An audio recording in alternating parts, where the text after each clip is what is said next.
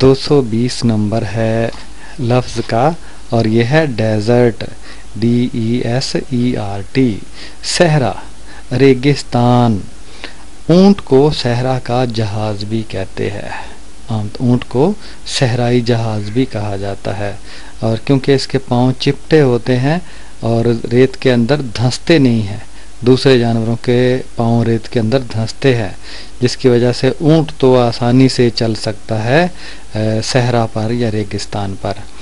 اور شاعر نے صحرا کو اس طرح اپنے شعر میں سمویا ہے: صحرا کی سمت جاتے ہو کیوں شہر چھوڑ کر، صحرا کی سمت جاتے ہو کیوں شہر چھوڑ کر، ویرانیوں کی دل کے نگر میں کمی نہیں، ویرانیوں کی دل کے نگر میں کمی نہیں۔ اور 221واں لفظ ہے ڈیزائن، DESIGN، ڈیزائن۔ اس کا مطلب نقشہ ہوتا ہے، خاکہ ہوتا ہے، ڈیزائن بھی ہم کہہ دیتے ہیں۔ تو نقشہ نویس نے عمارت کا خوب نقشہ بنایا ہے، اور اسی لفظ کو شاعر نے شعر میں اس طرح استعمال کیا ہے: نقوش پاس ہمارے اگے ہیں لالا و گل، یعنی ہمارے پاؤں کے جو نقوش ہیں، نشانات ہیں، اس سے پھول کھلے ہیں، پھول اگے ہیں۔ نقوش پاس ہمارے اگے ہیں لالا و گل، رہے بہار سے ہم بے نشان نہیں گزرے، یعنی بہار آئی ہے وہاں سے ہم بے نشان نہیں گزر گئے ہیں، اور ہم نے محنت کی ہے، اور ہماری محنت کا نتیجہ یہ نکلا ہے کہ جہاں جہاں ہمارے قدم پڑے ہیں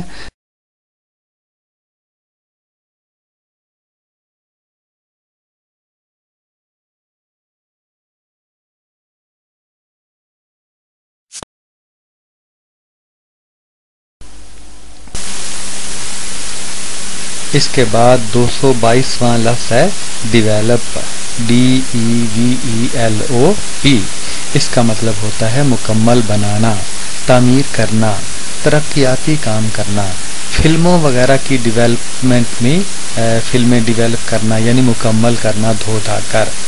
تو اللہ کی شان دیکھیے کہ چھوٹے سے بیج کو قدرت ایک مکمل پودا بنا دیتی ہے، مکمل کر دیتی ہے، اور مکمل کرنا، تعمیر کرنا، اس کو بہادر شاہ ظفر نے اپنے ایک خوبصورت شعر میں اس طرح سے سمویا ہے کہ اپنی کیا اچھی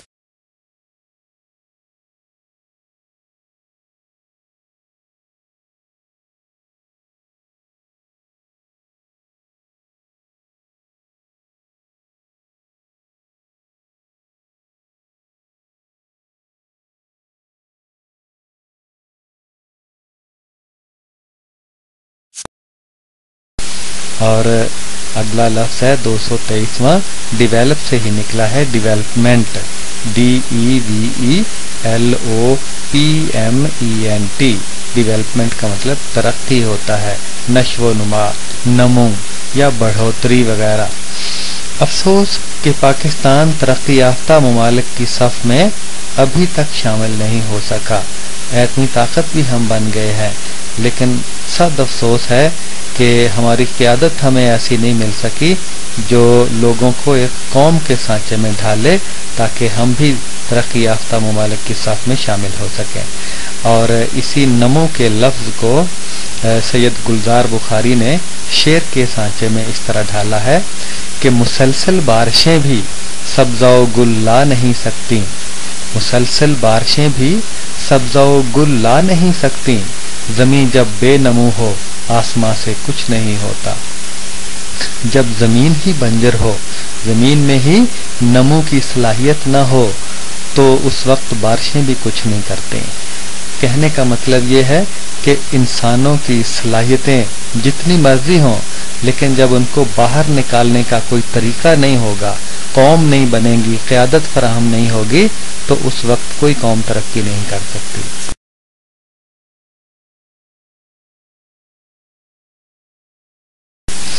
اور اس کے بعد لفظ ہے 224واں، ڈایاگرام، DIAGRAM۔ اس کا مطلب تصویر یا نقشہ ہوتا ہے۔ سائنس کے بیشتر تصورات بغیر تصویروں اور نقشوں کے سمجھ نہیں آتے، ڈائیگرام بنانی پڑتی ہیں، تب جا کر سائنس کے صحیح تصورات سمجھ آتے ہیں۔ اس کے بعد ایک لفظ آتا ہے 225واں ڈی سے شروع ہونے والا ڈائیکاٹومس کی۔ ڈائیکاٹومس کی، ڈائیکاٹیلیڈن دو دالا، DICHOTOMOUS کی، دو دالا کلید، کلید کا مطلب چابی جس سے تالا کھل جائے۔ دو دالا ایسے پودے جن کے بیج دو دالوں پر مشتمل ہوتے ہیں، جیسے چنا وغیرہ، اس کے ٹکڑے کیے جائے تو دو دالیں بن جاتی ہے چنے کے بیج کے۔ تو دو دالا کلید یعنی ایسا خاکہ جو دو دالا پودوں کے بارے میں تمام معلومات دیتا ہے۔ دو دالا کلید میں دو دالی پودوں کا تفصیلی جدول بنا ہوتا ہے، ٹیبل بنا ہوتا ہے، جس میں دو دالا پودوں کے بارے میں تمام تر معلومات درج ہوتی ہیں۔ اس کے بعد 226واں لفظ ہے، ڈی سے شروع ہوتا ہے، ڈفرینس، DIFFERENCE، ڈفرینس، اس کا مطلب فرق ہوتا ہے یا اختلاف۔ پودوں اور جانوروں میں بڑا فرق یہ ہے کہ پودے زمین کے ساتھ جمے رہتے ہیں، جبکہ جانور اپنی جگہ آسانی سے بدل لیتے ہیں۔ پودے بڑھتے تو ہیں، حرکت تو کرتے ہیں، لیکن نیچے سے اوپر کی طرف یا پھر پھیلتے ہیں دائیں بائیں، اپنی جگہ چھوڑ کر نہیں جاتے، اور جانور اپنی جگہ چھوڑ کر چلے جاتے ہیں۔ یہ بڑا فرق ہے۔ اور اسی لفظ کو، اختلاف کے لفظ کو، شاعر نے اس طرح اپنے شعر میں سمویا ہے، مختلف ہیں یار سے یار، آشنا سے آشنا، مختلف ہیں یار سے یار، آشنا سے آشنا، عشق نے ڈالا ہے تیرے سب دلوں میں اختلاف، یعنی دوست سے دوست اور شناسا سے شناسا، جاننے والے سے جاننے والا الگ الگ ہے، مختلف ہے، اور عشق نے سب دلوں کے اندر اختلاف ڈال دیا ہے، پھوٹ ڈال دی ہے۔ اور 227واں لفظ ہے، ڈی سے شروع ہونے والا، ڈائجسٹ، DIGEST، ڈائجسٹ، ہضم کرنا، خوراک ہضم کرنا۔ کھانے کے بعد ہمدرد کی کارمینہ کھائیے، پھر لکڑ ہضم، پتھر ہضم۔ یہ تو اشتہار ہے ان کا دیا ہوا، بہرحال اس کو شعر میں اس طرح سے استعمال کیا ہے ہضم کرنے کو۔ قطب مشتری ایک کتاب ہے شاعری کی، ایک پرانے شاعر کی، خصالت عجب گرم دھرتے ہیں شہ، خصالت عجب گرم دھرتے ہیں شہ، کہ ایسا شراب ہضم کرتے ہیں شہ، یعنی ایسی خصلت گرم ہے ان کی کہ وہ شراب جو ہے وہ شاہوں کی، بادشاہوں کی بات ہو رہی ہے کہ شراب اس طرح کی وہ ہضم کرتے ہیں، عجیب و غریب خصلتوں کے مالک ہیں وہ۔ اور 228واں لفظ ہے، اصطلاح ہے، ڈائجسٹو سسٹم، نظام ہضم یا نظام انہضام، ہضم کا نظام، DIGESTIVE، ڈائجسٹو، اور SYSTEM، سسٹم۔ بسیار خوری یعنی زیادہ کھانا، بسیار خوری ہی اکثر نظام ہضم کی خرابی کا باعث بنتی ہے، یعنی زیادہ کھانے کی عادت سے ہی انسان کا معدہ یا نظام ہضم خراب ہوتا ہے۔ اور 229واں لفظ ہے، ڈائریکٹلی، DIRECTLY، ڈائریکٹلی یعنی براہ راست، سیدھا راست انداز سے، سیدھے طریقے سے۔ پودے جانوروں کی زندگی پر براہ راست اثر ڈالتے ہیں، پودے جانوروں کی زندگی پر براہ راست اثر ڈالتے ہیں۔ دیکھیں پودے نہ ہوں تو جانور خوراک کہاں سے کھائیں؟ تو اسی براہ راست کے لفظ کو پروین شاکر نے اپنے ایک خوبصورت شعر میں اس طرح سے سمایا ہے، وہ جب سے شہر خرابات کو روانہ ہوا، وہ جب سے شہر خرابات کو روانہ ہوا، براہ راست ملاقات کو زمانہ ہوا۔ شہر خرابات، خراب شہر۔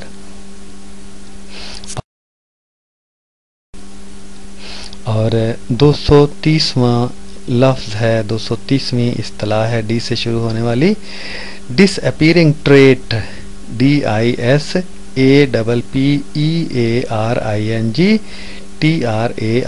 ٹریٹ، ڈس اپیئرنگ ٹریٹ یعنی غائب ہونے کی عادت، غائب ہونے کی عادت۔ عموماً بل بنا کر رہنے والے جانوروں کی عادت ہے کہ وہ انسان کو دیکھتے ہی اپنے بل میں گھس جاتے ہیں۔ چوہا یا اس طرح کی چیزیں آپ نے دیکھا ہوگا کہ کچھ جانور آپ کو دیکھتے ہی بل میں اپنی کھڈ میں گھس جاتے ہیں۔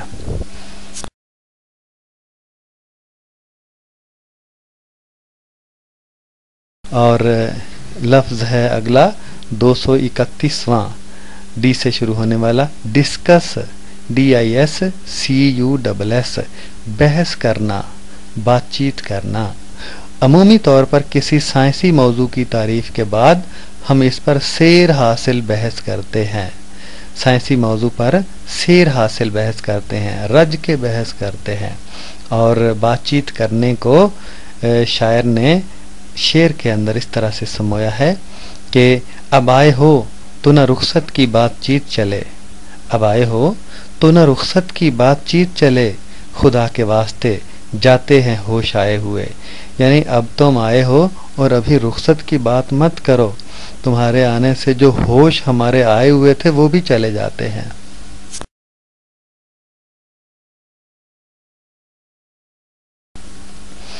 اور 232واں لفظ ہے ڈسپرس، ڈسپرس، ڈسپرس کا مطلب ہوتا ہے منتشر ہونا، بکھرنا، سرائکی میں کھنڈ جانا کہتے ہیں اور پنجابی میں نکھڑنا بھی کہتے ہیں۔ منشور سے گزر کر روشنی 7 رنگوں میں منتشر ہو جاتی ہے۔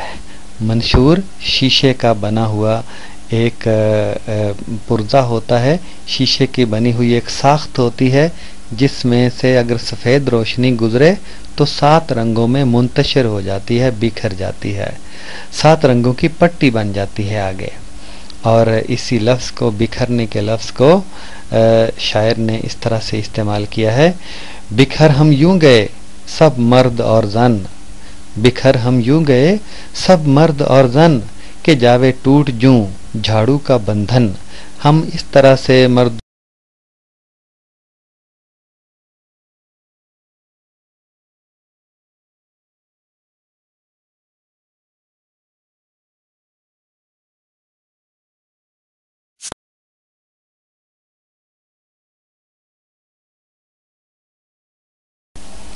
اور 233واں لفظ ہے ڈیزالو، حل ہونا، DISSOLVE، ڈیزالو، حل ہونا یا گھل جانا۔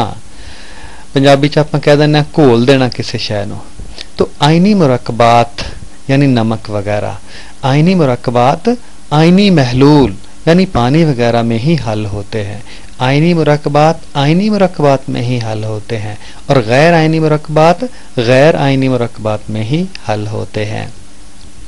اور اسی لفظ کو گھل جانے کو شاعر نے استعمال کیا ہے، محسن نقوی نے اپنے شعر میں، چہرے پہ حیا کا روپ جیسے، چہرے پہ حیا کا روپ جیسے دریا میں شفق سی گھل رہی ہے، جیسے چہرے پہ کسی کے حیا کا روپ ہے، حیا ہے، اور اسی طرح جو دریا میں شفق سی گھل رہی ہے، جو سرخی سی گھل رہی ہے، وہ حیا سے مشابہ ہے۔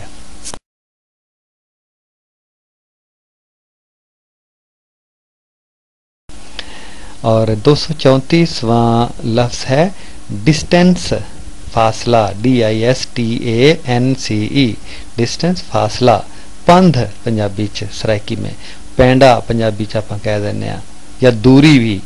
لاہور سے اسلام آباد کا فاصلہ قریباً 300 کلومیٹر ہے۔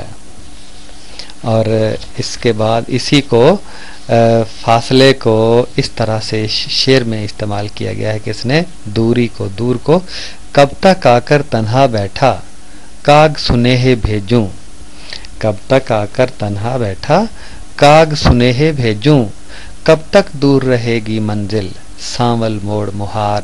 یہ تنویر شاہد محمد زئی کا شعر ہے۔ اس کا مطلب یہ ہے، کاغ کا مطلب کوا، سنیہے پنجابی میں پیغام کو کہتے ہیں، یعنی کس طرح میں کوے کی طرح انداز کا پیغام آپ کو بھیجتا رہوں، اور کب تک ہماری منزل دور رہے گی، سانول موڑ مہار، اے محبوب اے دوست اب تو واپس آ جا۔ اور احمد امتیاز کا ایک اور شعر ہے جس میں فاصلے کو انہوں نے استعمال کیا ہے۔ کہاں گردانتے تھے فاصلوں کو، ہم فاصلوں کی کہاں پرواہ کرتے تھے، کہاں گردانتے تھے فاصلوں کو دلوں کے درمیان ہونے سے پہلے، جب دلوں کے درمیان فاصلے آئے۔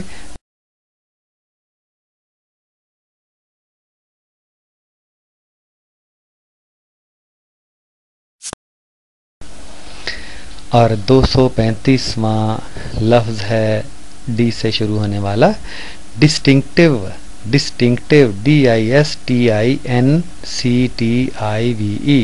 ڈسٹنکٹیو نمایاں یا امتیازی، دوسروں سے برتر۔ اونٹ میں امتیازی وصف یہ ہے کہ یہ بغیر خوراک کھائے کافی دنوں تک گزارا کر سکتا ہے، کیونکہ اس کے جسم کے اندر خوراک کو ذخیرہ کرنے کی صلاحیت ہوتی ہے، پانی بھی ذخیرہ کر لیتا ہے اور خوراک بھی، اور بغیر خوراک کھائے پانی پیے کافی دیر تک یہ گزارا کر سکتا ہے۔ اور اسی لفظ کو استعمال کیا ہے نمایاں کو غالب نے، سب کہاں کچھ لالا و گل میں نمایاں ہو گئیں، سب کہاں کچھ لالا و گل میں نمایاں ہو گئیں، خاک میں کیا صورتیں ہوں گی کہ پنہاں ہو گئیں، یعنی چھپ گئیں۔ 236واں لفظ ہے ڈسٹریبیوٹ، DISTRIBUTE، ڈسٹریبیوٹ کا مطلب تقسیم کرنا، منقسم کرنا۔ درست تقسیم کار کام کو سہل اور آسان بنا دیتی ہے، یعنی تقسیم کر کے کام کیا جائے تو مختلف لوگوں کو ان کی صلاحیتوں کے مطابق کام پر لگایا جائے تو کام آسان ہو جاتا ہے اور زیادہ اور بہتر اور معیاری کام ہوتا ہے۔ اور اسی لفظ کو منقسم کو شاعر نے محسن نقوی نے اپنے ایک خوبصورت شعر کے اندر سمویا ہے، کہتے ہیں کہ رزق ملبوس، لباس یعنی رزق ملبوس، مکان سانس، مرض قرض دوا، رزق ملبوس مکان سانس مرض قرض دوا منقسم ہو گیا۔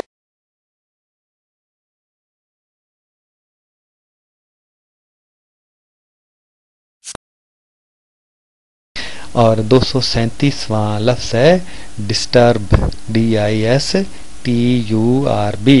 پریشان کرنا، مضطرب کرنا اور یا خلل پیدا کرنا۔ ماحول سے ہم آہنگی نہ ہو تو آدمی مضطرب اور پریشان ہی رہتا ہے، ماحول کے ساتھ آدمی مل جل کر نہ رہے تو پھر آدمی پریشان ہو جاتا ہے۔ اور خلل کے لفظ کو حالی نے اس طرح سے بیان کیا ہے شعر میں، نہ توحید میں کچھ خلل اس سے آئے، نہ توحید میں کچھ خلل اس سے آئے، نہ اسلام بگڑے نہ ایمان جائے۔ اور 238واں لفظ ہے ڈی سے شروع ہونے والا ڈائیورسٹی، DIVERSITY، ڈائیورسٹی تنوع، اختلاف، مختلف ہونا، نوع کا فرق ہونا، اختلاف ہونا۔ کائنات میں اشیاء آب و گل، اشیاء آب و گل جو پانی اور مٹی وغیرہ سے چیزیں بنی ہیں، جو ہمیں چیزیں نظر آ رہی ہیں، کائنات میں اشیاء آب و گل کا تنوع ہی اس کے حسن کی اصل بنیاد ہے۔ تنوع کا مطلب ہے اختلاف ہونا۔ دیکھیں جیسے گلدستہ ہے، گلدستے میں ایک پھول سرخ ہے، ایک پھول نیلا ہے، ایک پھول سفید ہے، اسی سے گلدستہ خوبصورت لگتا ہے۔ یہ تنوع ہے، یہ اختلاف ہے جو خوبصورتی پیدا کرتا ہے، جو حسن کی بنیاد ہے۔ اور نواز دیوبندی نے اسے شعر کے سانچے میں ڈھالا ہے اختلاف کو، اختلافات ہوتے رہتے ہیں، اختلافات ہوتے رہتے ہیں، آنا جانا تھا آتے جاتے تو، اور بزم میں دل نواز ہو جاتے، بزم میں دل نواز ہو جاتے، تم میرے شعر گنگناتے تو اگلا جناب لفظ ہے 239واں ڈی این اے، نسلی وراثت کا ذمہ دار مادہ، डिऑक्सी राइबोन्यूक्लिक एसिड। DNA नस्ली विरासत का जिम्मेदार मादा, मसलन बेटे की शक्ल बाप से और दादा से मिलती जुलती है, और ये जो DNA और इस मादे के ज़रिए ये विरासत जो है वो आगे मुंतकिल होती है नस्ल दर नस्ल।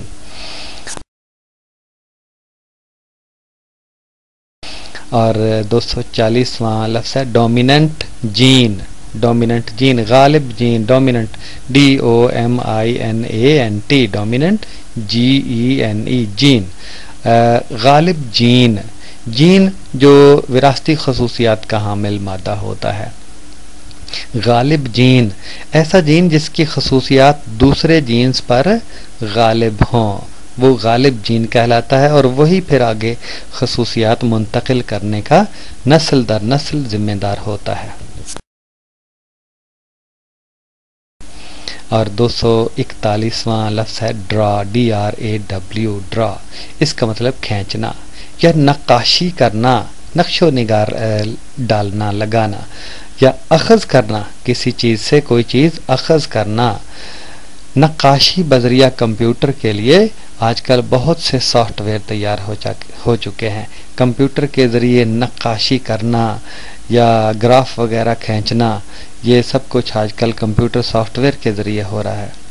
और नक्शा, नक्काशी का मतलब नक्शा खींचना, तो इसी लफ्ज़ को अल्लामा इकबाल ने शेर में इस तरह ढाला है, अगर चाहूँ तो नक्शा खींचकर अल्फाज में रख दूँ, अगर चाहूँ तो नक्शा खींचकर अल्फाज में रख दूँ, मगर तेरे तख़य्युल से फ़ज़ू तर है वो नज़ारा, मगर तेरे तख़य्युल से फ़ज़ू तर है वो नज़ारा।